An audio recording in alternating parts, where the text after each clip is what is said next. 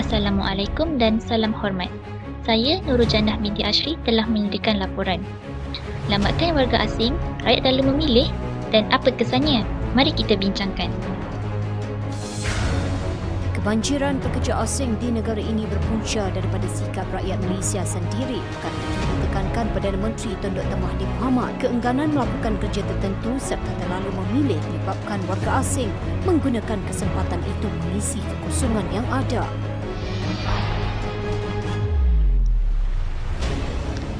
Malaysia menjadi tumpuan pekerja asing dari Indonesia, Bangladesh, Pakistan, Nepal, Vietnam, India, Filipina dan Myanmar. Sebilangan masyarakat ada menyatakan bahawa punca utama kenapa warga asing ramai di Malaysia adalah kerana sikap rakyat Malaysia yang memilih pekerjaan dan gaji, terutamanya jika melibatkan kerja-kerja yang berat, berbahaya dan kotor atau 3D.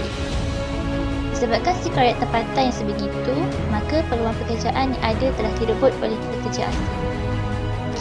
Saya tidak bersetuju dengan kenyataan ini.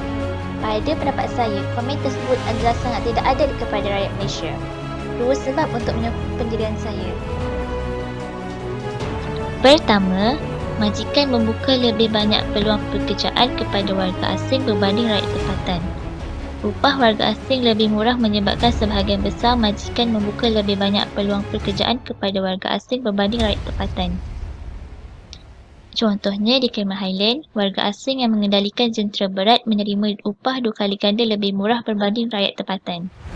Lebih mengejutkan, sebahagian besar majikan menolak permohonan kerja penduduk setempat kerana kekosongan jawatan itu diberikan kepada warga asing khususnya dari Bangladesh, Pakistan dan Indonesia. Misalnya, orang asli di Cameron Highland yang datang memohon kerja tidak diterima bekerja sedangkan rata-ratanya memiliki sijil kompetensi dan sijil kemahiran lain yang diiktiraf. Majikan memilih warga asing bagi menjimatkan kos operasi serta tidak perlu membayar caruman pekerja dan insurans, tetapi sebaliknya menafikan hak rakyat tempatan. Majikan mengitar semula pekerja asing daripada satu projek ke satu projek yang lain.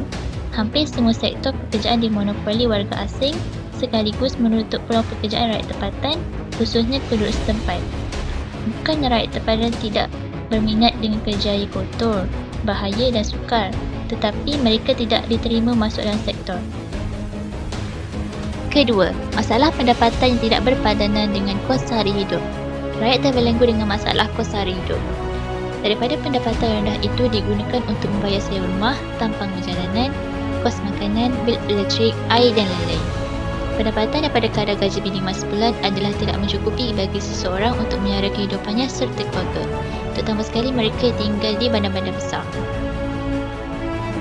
Rakyat Malaysia bukan tidak mampu melakukan kerja-kerja yang dilakukan oleh buruh asing ini, tetapi persoalannya mampukah mereka melakukan kerja-kerja seperti cuci rongkang, bina bangunan serta kerja ladang dengan bayaran gaji yang minima? Oleh itu, bayaran harus setimpal. Jika mereka diberikan gaji minima sebulan dan beberapa insentif lain, pasti ramai yang sanggup. Atas desakan beberapa faktor, kerajaan terpaksa mengambil pekerja asing. Kemasukan warga asing ke Malaysia memberi kesan positif dan negatif kepada negara dari segi ekonomi, sosial dan masyarakat. Kesan positif dari segi ekonomi. Pertama, kemasukan buruh asing ini telah mempercepatkan proses pembangunan ekonomi negara, seperti sektor perladangan, sektor pembinaan dan sektor pembuatan. Kedua, menjimatkan kos pengeluaran. Contohnya, pekerja asing sanggup menerima upah lebih rendah dan bekerja lebih masa. Ketiga, meningkatkan jumlah permintaan negara. Aktiviti pembelanjaan warga asing akan meningkatkan kos beli negara dan mendorong kepada pengeluaran yang lebih tinggi. Keempat, peningkatan dari sektor pelancongan. Pekerja asing ini boleh dikatakan sebagai ejen pelancongan di negara kita. Pada kesan negatif, ada sektor yang mempunyai ramai pekerja asing yang tidak mahir dan ia secara tidak langsung menjejaskan pengeluaran.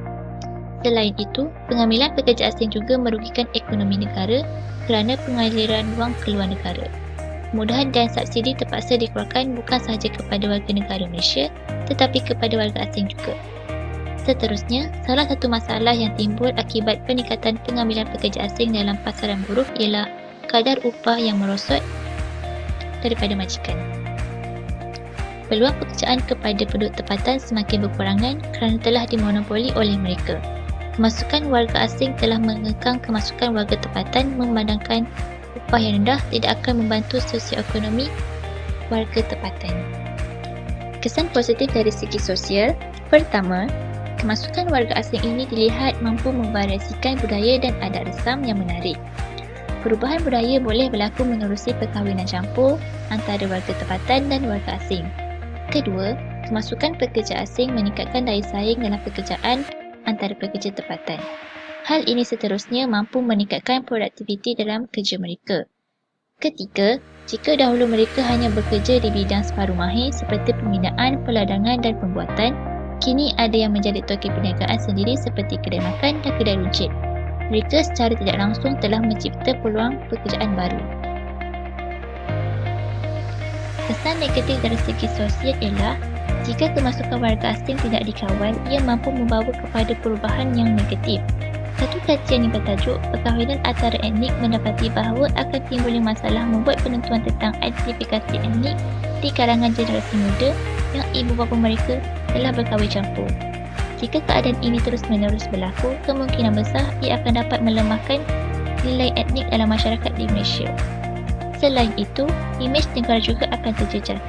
Salah satu masalah yang timbul akibat kebanjiran pekerja asing ialah mereka mewujudkan koloni mereka sendiri di satu-satu tempat, seterusnya mewujudkan pembinaan rumah setinggan. Melumpuhkan pekerja-pekerja asing ini di Malaysia membuatkan rakyat tempatan merasa seolah-olah berada di tempat asing. Di samping itu, bertambahnya kegiatan jenayah yang dilakukan oleh pendatang asing. Sebagai contoh, mereka melarikan diri ke Malaysia sebagai tempat perlindungan setelah melakukan jenayah di negara mereka. Jenayah yang biasa mereka lakukan ialah perompakan, pembunuhan, pengedaran dadah dan rukul. Seterusnya, warga tempatan terpaksa berkongsi subsidi dan kemudahan seperti perubatan dan pengangkutan awam, contohnya bas, teksi dan LRT. Hak kehidupan sosial warga tempatan juga turut terjejas. Contohnya, keperluan asas pada tahap minimum yang sepatutnya dimiliki dan dinikmati rakyat tempatan di sesebuah kawasan dikongsi bersama warga asing. Kesan positif dari segi masyarakat. Pertama, kedatangan warga asing dilihat mampu mewujudkan kesedaran kepada masyarakat Malaysia agar tidak terlalu memilih pekerjaan dan tidak bersikap malas. Rakyat Malaysia seharusnya mengambil pengajaran dan nilai yang baik daripada warga asing, terutamanya melibatkan cara kerja dan sikap yang positif.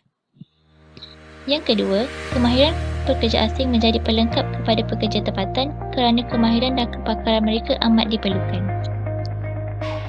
Kesan negatif dari segi masyarakat ialah kemasukan buruh asing ke dalam negara Malaysia juga secara tidak langsung telah menjejaskan pendapatan rakyat tempatan. Selain itu, kemasukan buruh asing memberi impak terhadap pengangguran warga tempatan di Malaysia.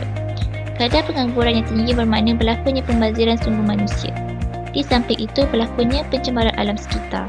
Kawasan setingkat atau penempatan mereka biasanya tidak teratur dan kekurangan kegunaan khasas seperti sistem pembuangan sampah dan air kumbahan.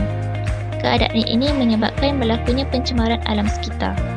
Seterusnya, penyakit-penyakit berbahaya juga akan merebak dengan meluas. Malaysia menjadi tumpuan warga asing dan kemungkinan untuk tersebarnya penyakit boleh berlaku kerana warga asing datang dari pelbagai negara. Kesimpulannya, memang tidak dapat dinafikan pekerja asing telah menyumbang kepada perkembangan ekonomi, sosial dan masyarakat di negara kita. Namun demikian, kemasukan warga asing dalam jumlah yang terlalu ramai ke Malaysia akan mengundang pelbagai masalah di masa akan datang jika tidak diambil perhatian. Kesederhanaan adalah merupakan kata kunci kepada setiap langkah yang perlu diambil seperti kata pepatah ini, kecil api menjadi kawan, besar api menjadi lawan. Untuk menyelesaikan masalah di atas adalah tidak mencukupi dengan hanya menyuruh rakyat Malaysia menukar sikap dan sanggup menerima upah yang rendah. Kementerian Sumber Manusia perlu bekerjasama dengan pihak-pihak terbabit dalam mencari jalan penyelesaian terhadap isu ini, termasuk menyediakan inisiatif khusus dan fokus untuk menangani isu ini.